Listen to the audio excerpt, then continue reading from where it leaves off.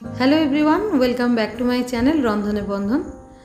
আজকে বানাচ্ছি হাতে মাখা মশলা দিয়ে একদম 10 থেকে 15 মিনিটের মধ্যে তৈরি হয়ে যাবে ভেন্ডির এই দুর্দান্ত স্বাদের একটা রেসিপি। তো কিভাবে এটা বানাতে হয় ভিডিওটিকে শেষ পর্যন্ত অবশ্যই আমার সাথে দেখতে থাকুন। চলুন তাহলে শুরু করা যাক। ভালো লাগলে অবশ্যই একটা লাইক, কমেন্ট আর আপনাদের ফ্রেন্ডস অ্যান্ড ফ্যামিলির সঙ্গে প্রচুর এটাকে শেয়ার করে দেবেন। তো এখানে আমি 400 গ্রামের মতো ভেন্ডি নিয়েছি।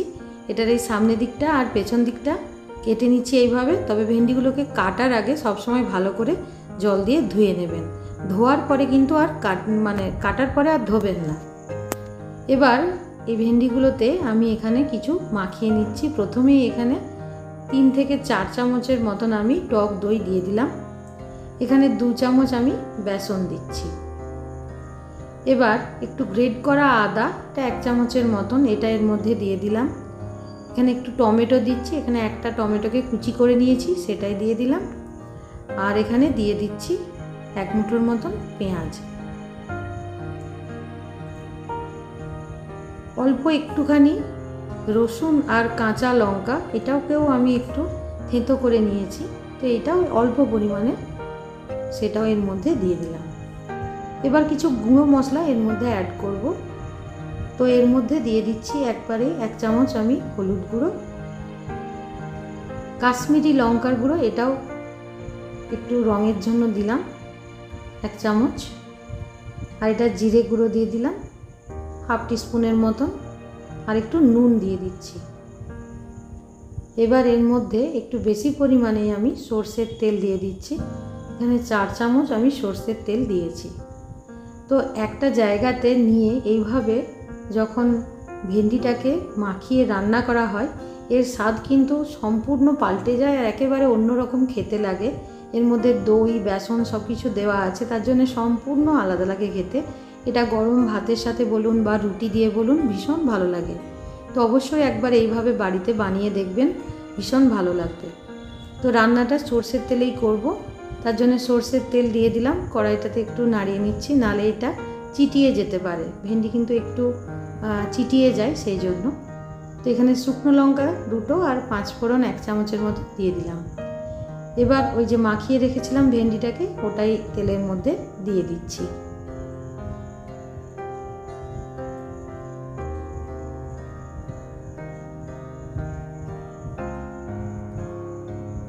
খুব ভালো করে এবার ওই তেলের সাথে এটাকে মাখিয়ে নিচ্ছি। পুরোটাই তেলের মধ্যে দিয়ে খুব ভালো করে কিন্তু নাড়াচাড়া করতে হবে। এটা যত নাড়াচাড়া করা হবে ততই কিন্তু এটা ভাজা ভাজা হবে। এর মধ্যে যেটা বেসন বা বাকি মশলাগুলো আছে, দই আছে, সবটাই এর মধ্যে আস্তে আস্তে ভাজা ভাজা হবে। তার সাথে ভেন্ডিটাও কিন্তু ভাজা ভাজা হয়ে আসবে। এই সময় ফ্লেমটাকে একটু বাড়িয়ে রাখবো। মিডিয়াম টু হাই ফ্লেমে এটা রান্না করতে হবে। এবার অল্প একটুখানি আমি এর মধ্যে চিনি দিয়ে দিচ্ছি।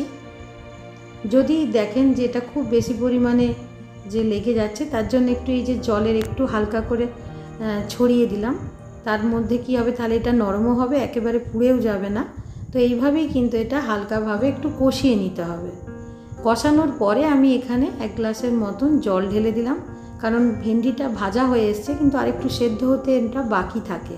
সেই জন্য যাতে সবটা খুব সুন্দরভাবে হয়ে যায়, তাই অল্প একটু জল দিয়ে এটাকে নাড়াচাড়া করে নিয়ে একটু ফুটতে দিতে হবে ঢাকনা চাপা দিয়ে 4 থেকে 5 মিনিট।